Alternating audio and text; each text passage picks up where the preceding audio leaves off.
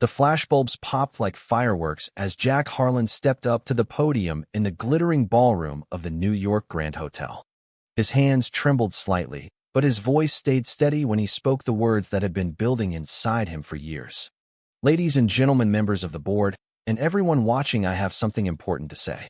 I am gay, and I am marrying the man I love, Owen Matthews. The room erupted in a mix of gasps, murmurs, and a few cheers, but Jack kept his eyes fixed on the man standing just off stage, Owen's warm smile, giving him the strength to continue. 3 years earlier, Jack was the youngest CEO in the history of Harlan Tech, a cutting-edge software company headquartered in Manhattan. At 32, he had everything on paper: a sleek penthouse overlooking Central Park, a reputation as a brilliant innovator, and the quiet respect of Wall Street analysts. What no one saw was the man suffocating behind the polished suits and boardroom smiles. Growing up in a conservative Connecticut household, Jack had learned early that being different came with consequences. His father, a retired Marine, had made it crystal clear the Harlan name required a wife, children, and an unbroken line of traditional success. Jack had dated women in college, played the part at family holidays, and buried every genuine feeling so deep he sometimes wondered if it still existed. Then came the charity gala for LGBTQ youth support. Jack attended only because his PR team insisted it would soften the company's image after a tough quarter. He moved through the crowd, shaking hands, nodding at small talk, until he noticed the artist painting live portraits in the corner. Owen Matthews, 28, with tousled brown hair, kind green eyes, and an easy laugh that cut through the noise like sunlight. When their eyes met across the room, Jack felt something he had spent years convincing himself was impossible. Owen looked up from his canvas, smiled, and said, "You look like you could use a break from all this schmoozing." They talked for hours that night about art, technology, dreams, and the quiet courage it took to be honest with yourself. By the time the event ended, Jack had Owen's number tucked safely in his phone, and for the first time in his adult life, he felt truly seen. Their connection grew in stolen moments.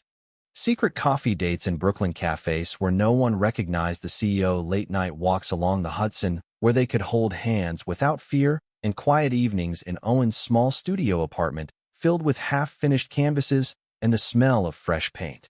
Owen was a freelance graphic designer who used his art to advocate for causes close to his heart.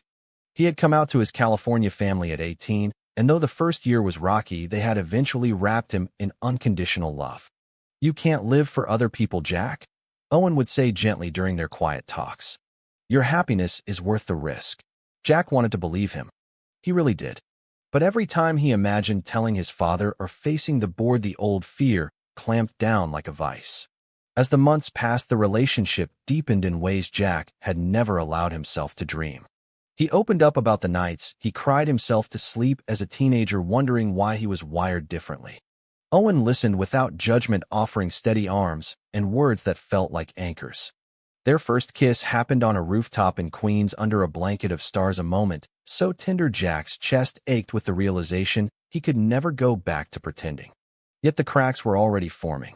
Jack's best friend from college, Mike, now his vice president at Harlan Tech, started noticing the changes. "You've been different lately, man," Mike said one evening over whiskey at their usual bar. "Is there someone?" Jack lied, claiming work stress, but the guilt gnawed at him. He knew Mike would probably understand, yet the risk of losing the one person he had trusted for 15 years felt too heavy. At the same time, Jack's family pressure intensified. His mother called every Sunday, dropping hints about nice girls from their country club circle. His father announced plans to step back from the family trust and wanted Jack fully in control, but only if he acted like a real man and started building a proper legacy. Even Jack's younger sister, Emily, seemed to sense something was off, though he shut down every gentle question she asked. The weight grew heavier with each passing week until one rainy Tuesday evening, Owen looked at him across the table at their favorite hidden Italian restaurant and said quietly, "I love you, Jack, but I can't keep being your secret forever." The words landed like stones in still water. Jack promised he would find a way, but deep down he knew the day of truth was rushing toward him faster than he was ready for. What Jack didn't know was that someone close had already begun to suspect, and a single careless conversation would soon set everything in motion. The next morning, Jack arrived at the office earlier than usual, hoping the familiar rhythm of emails and strategy meetings would quiet the storm in his chest. Owen's words from the night before still echoed, but so did the image of his father's disappointed face, the one Jack had carried since childhood. He buried himself in quarterly reports until Mike knocked on the glass door of his corner office. "Got a minute?" Mike asked, his usual easy grin in place. They had been roommates at Yale, survived finals together, celebrated Jack's first promotion, and shared countless late nights talking about life. Mike was the brother Jack never had straight loyal, and the last person Jack wanted to lose. They sat in the leather chairs overlooking the Hudson. Mike leaned forward. "Look, I'm not trying to pry, but you've been pulling away. If there's something going on, you can tell me." Jack's throat tightened. For one wild second, he considered saying it all right there. Instead, he forced a laugh and changed the subject to the upcoming product launch.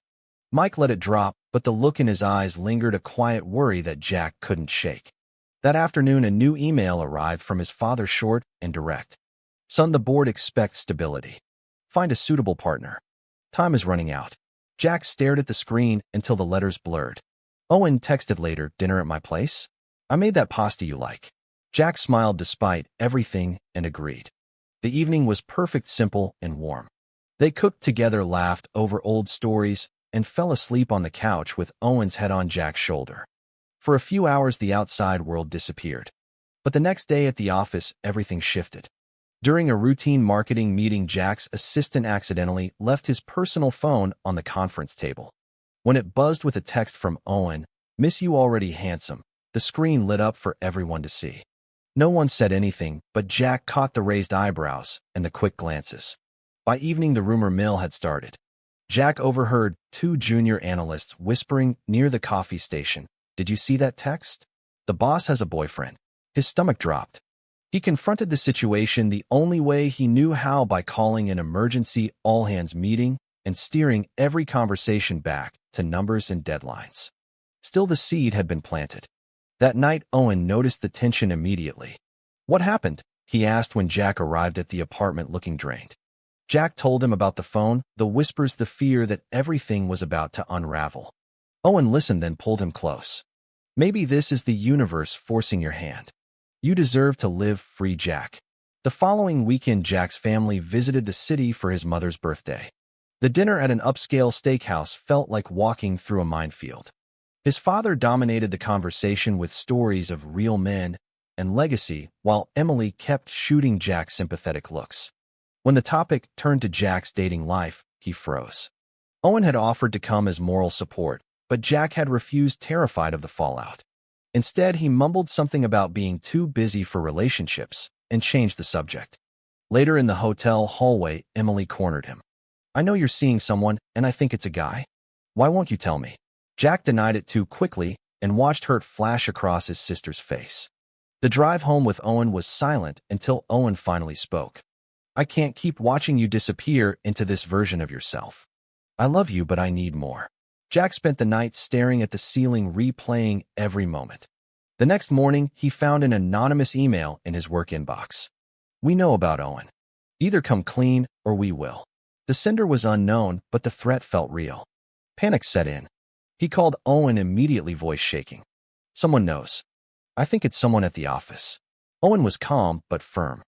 "Then let's face it together. No more hiding." Jack wanted to agree, but the image of his father disowning him, his company stock plummeting, and Mike turning away kept him silent. That silence became the first real fracture in their relationship. 2 weeks later, the fracture widened. Mike invited Jack for drinks after work, looking unusually serious. "I heard the rumors, Jack. Is it true?" The question hung between them like smoke. Jack opened his mouth to lie again, but the exhaustion finally won. "Yes," he whispered. "His name is Owen, and I'm in love with him." Mike's face went through shock, confusion, and something that looked like betrayal. "All these years, and you never trusted me enough to say anything? I thought we were brothers." The words cut deeper than any boardroom loss. Mike stood up, paid the tab, and left without another word. Jack sat alone at the bar, feeling the first real consequence of his secrecy. That night, he showed up at Owen's door, soaked from rain and tears he refused to acknowledge. Owen opened the door without a word, pulled him inside, and held him until the shaking stopped. "I'm scared," Jack admitted for the first time out loud. Owen kissed his forehead. "I know. But you're not alone anymore. In that moment, Jack made a quiet promise to himself. He would find the courage. He just didn't know how much it would cost. The weeks that followed felt like walking a tightrope over an abyss. Jack threw himself into work launching a new AI platform that had Wall Street buzzing, but every success tasted hollow. Owen tried to be patient, organizing weekend getaways to the Hamptons where they could walk on the beach without hiding, but the distance between them grew with every unanswered question about the future. Jack's father called more frequently, demanding updates on settling down, while Emily stopped texting altogether after their last awkward conversation. The anonymous emails continued. 2 more arrived, each one more specific than the last, detailing private moments Jack thought only he and Owen knew. He hired a private investigator who traced the messages to a junior account manager named Derek, a man Jack had promoted 6 months earlier. Confronted in a closed-door meeting, Derek smirked. I figured if the boss could play both sides, so could I. Either you step down quietly, or the whole company finds out. The betrayal stung not because of the threat, but because Jack had trusted him. He fired Derek on the spot and had security escort him out, but the damage was done. Word spread faster than Jack could contain. Board members started asking pointed questions about personal stability, and stock prices dipped 2% in a single day. Owen sensed the storm before Jack said a word. One evening after a long day, he found Jack pacing the living room, phone clutched in his hand. Tell me what happened, Owen said quietly. When Jack explained the blackmail, the firing, and the growing whispers, Owen's face hardened. You handled the threat, but you still won't handle us. I'm not a liability, Jack, I'm your partner. The argument that followed was the worst they had ever had. Owen accused Jack of choosing the company over their future. Jack countered that one wrong move could destroy everything he had built for both of them. They slept on opposite sides of the bed that night, the silence heavier than any words. The next morning, Jack woke to an empty apartment and a note on the counter. I need space. Call me when you're ready to fight for us instead of hiding us. Panic surged through him. He drove to Owen's studio but found it locked. Hours of unanswered calls turned into days. Jack threw himself into damage control at work, issuing a vague internal memo about recent personnel changes, while privately meeting with his legal team to prepare for potential leaks. Mike still hadn't spoken to him beyond curt work emails, and the loneliness felt suffocating. Then came the call Jack had dreaded for years. His father's voice on the other end was ice cold. I heard rumors, son. If there's any truth to them, you know what it means for the family trust. Jack hung up, shaking. That same afternoon, Emily showed up at his office unannounced. I'm not here to judge, she said, eyes soft. But if you're in love with a man, you owe it to yourself and to him to stop lying. Dad will survive. You might not. Her words cracked something inside him. For the first time, Jack allowed himself to imagine a life without the mask. He spent the weekend alone, replaying every moment with Owen, every laugh, every touch, every promise. On Sunday night, he drove to the studio and knocked until Owen opened the door, looking exhausted but still beautiful. I'm sorry, Jack said, voice raw. I've been terrified of losing everything, but I realize the only thing I can't lose is you.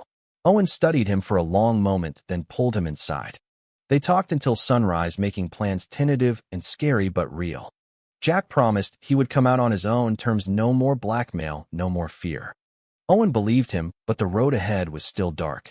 Monday morning, Jack called an emergency board meeting. He didn't reveal everything yet, but he announced a major company initiative supporting LGBTQ workplace equality. The move bought him time, but also raised more eyebrows. Derek, the fired employee, had apparently started a whisper campaign on social media using anonymous accounts. Hashtags about the secret CEO began trending locally. Jack knew the clock was ticking. That evening, he and Owen sat on the rooftop of Jack's building watching the city lights. Whatever happens next, we do it together, Owen said, taking his hand.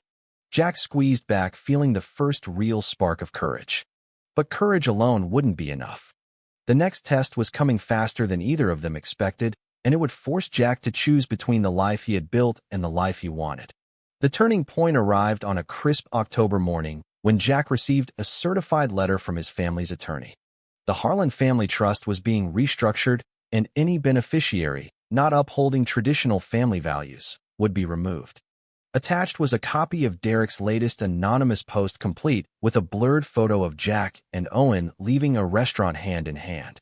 Jack read the letter twice, then walked straight into Owen's studio and said, "I'm done hiding. I'm going to make the announcement at the annual shareholder meeting in 2 weeks." Owen searched his face for doubt, found none, and simply nodded. "Then let's make it count." They spent the next 14 days preparing. Owen helped Jack write the speech editing lines until every word felt authentic. Jack met privately with key board members, testing reactions and securing quiet support from 2 allies who had suspected for months. He also reached out to Mike, sending a long, honest email explaining why he had stayed silent and asking for forgiveness. Mike's reply was short, "We'll talk after the meeting." Good luck. It wasn't forgiveness, but it was a door left open. Jack's family caught wind of the coming announcement through a leaked internal memo. His father called, screaming threats about disinheritance and public shame. Emily called afterward, crying but promising she would stand by him. The night before the meeting, Jack couldn't sleep. Owen held him through the panic attacks, reminding him why this mattered. "You're not just doing this for us. You're doing it for every kid who thinks they have to choose between success and love." The morning of the shareholder meeting dawned bright and cold. Jack stood in front of the mirror, adjusting his tie, while Owen straightened it for him. "You've got this," Owen whispered, kissing him softly. They drove to the hotel together, entering through a side door to avoid early press. Inside the ballroom, 500 people waited: shareholders, analysts, employees, and media. Jack's heart hammered as he walked to the stage, but the moment he saw Owen standing in the wings, the fear settled into something quieter: resolve. He began with the usual financial highlights, then paused. The room grew still, sensing the shift. "For years I have led this company with honesty in every report and every decision except one. I have not been honest with myself or with all of you." Cameras clicked. Phones rose. Jack took a steadying breath. "I am gay. I have been in love with an incredible man named Owen Matthews for 3 years, and today I am proud to announce that we are getting married." Gasps rippled through the crowd. A few people clapped. Most stared in stunned silence. Jack continued, his voice gaining strength. He spoke about the fear, the isolation, the cost of hiding, and the joy he had found in Owen's love. He shared how the company's new LGBTQ initiative was personal, not just PR. He addressed the blackmail, the family pressure, and the betrayal, directly, naming none, but making clear he would no longer be controlled by them. By the time he finished, tears glistened in many eyes. Owen stepped onto the stage, and Jack took his hand, raising it for the room to see. The applause started slow, then built into a roar. Outside the ballroom, phones were already blowing up. News alerts flashed across the country. Jack's father watched the live stream in Connecticut, his face pale. Emily cheered through tears. Mike stood at the back of the room, clapping hardest of all. The speech had done more than come out. It had humanized the CEO, turned him into a symbol, and shifted the conversation nationwide. But the real test was only beginning. The days after the announcement blurred into a whirlwind of interviews, statements, and quiet victories. Stock prices dipped initially, then rebounded stronger than before as investors praised the authenticity. Harlan Tech received thousands of supportive emails from employees and customers, many sharing their own stories. Owen moved into the penthouse officially, and for the first time, they could walk down Fifth Avenue, holding hands without glancing over their shoulders. Yet not everything was celebration. Jack's father sent a single text, "You are no longer my son," and cut off all communication. The family trust lawsuit arrived by courier the following week. Jack's mother called once, crying but unable to defy her husband. Emily, however, flew to New York and hugged both men, fiercely declaring herself Team Owen forever. Mike showed up at the office the next Monday with coffee and an apology. "I was hurt you didn't trust me, but I get it now. I'm proud of you, man." Their friendship slowly began to heal over late-night strategy sessions and weekend barbecues. The biggest surprise came from the public. Owen's art suddenly went viral. Galleries called, offering shows, and a major network wanted to film a documentary on their story. Jack received letters from young LGBTQ professionals thanking him for making the corporate world feel safer. One teenager wrote, "I told my parents because of you. They didn't kick me out." Jack read that letter aloud to Owen one night, and they both cried. Still, challenges remained. Derek, the former employee, tried to sell his story to tabloids, but Jack's legal team shut it down quickly. A conservative investor group threatened to pull funding until public backlash forced them to back off. Through it all, Jack and Owen leaned on each other. They planned a small wedding for spring, just close friends and chosen family, in a private vineyard upstate. Owen designed the invitations himself, simple, elegant, and covered in tiny painted rainbows. One evening after a long day of meetings, Jack came home to find Owen on the rooftop setting up a candlelit dinner. "I have something for you," Owen said, handing him a small canvas. The painting showed two men standing on a rooftop, one in a suit, one in paint-splattered jeans, hands clasped, looking toward a bright horizon. "Our future," Owen explained. Jack kissed him deeply, feeling the last pieces of fear finally dissolve. The climax of their journey came during a national pride event in Central Park, where Jack was invited to speak again. This time the crowd was different, thousands of rainbow flags waving, cheering voices calling his name. Owen stood beside him as Jack took the stage. "3 years ago, I was terrified of these words," he began. "Today I stand here not as a CEO, not as a symbol, but as a man who finally chose love over fear. To everyone still hiding, thank you for your courage. The world is changing because of you." The roar that followed shook the trees.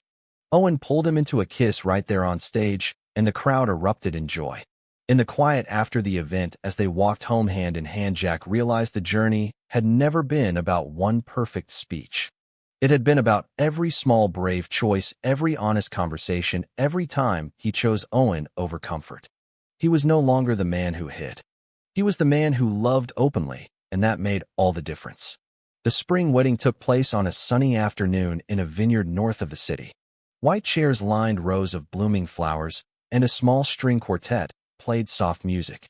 Only 50 people attended, but every seat held someone who had walked part of the journey with them. Mike, now best man, Emily, giving a tearful toast, Jack's mother, who had quietly defied her husband to be there, and Owen's entire California family cheering loudly.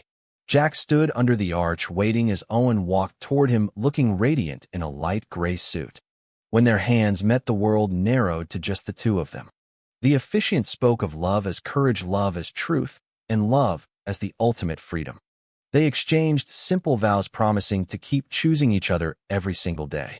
When they kissed, the small crowd rose in applause, and Jack felt the last weight of the past lift away completely. After the ceremony, they danced under strings of lights with the city skyline visible in the distance. Jack pulled Owen close and whispered, "Thank you for never giving up on me." Owen smiled, that same smile from the gala years ago. "Thank you for finally choosing us." Later that night, as they watched fireworks from their hotel balcony, Jack reflected on how far they had come from secret dates and midnight fears to this public, beautiful life. The months that followed brought more change. Harlan Tech became a leader in inclusive policies, attracting top talent from across the industry. Owen's art gallery opened in Soho with their story as the centerpiece exhibition. Jack's father eventually sent a short note, not an apology, but a quiet acknowledgement that he was proud of the company's success. It wasn't everything, but it was a beginning. Emily moved to the city and started working with Owen on youth art programs. Mike and his wife became regular dinner guests, their kids calling Jack and Owen Uncle Jack and Uncle Owen. One quiet evening on the same rooftop where they had shared so many milestones, Jack turned to Owen and said, "I used to think success meant never showing weakness. Now I know the strongest thing I ever did was let myself be loved by you." Owen rested his head on Jack's shoulder, watching the city lights twinkle. Their journey had been messy, painful, and ultimately triumphant, proving that identity, love, and acceptance were worth every battle. As they sat there wrapped in each other's arms, the future stretched bright and open. They had faced misunderstanding, betrayal, family rejection, and societal pressure, and emerged stronger together. The world had changed because they refused to hide, and in changing the world, they had finally found peace. True or false? True acceptance can only come after facing the ultimate betrayal and public exposure, or can love alone pave the way?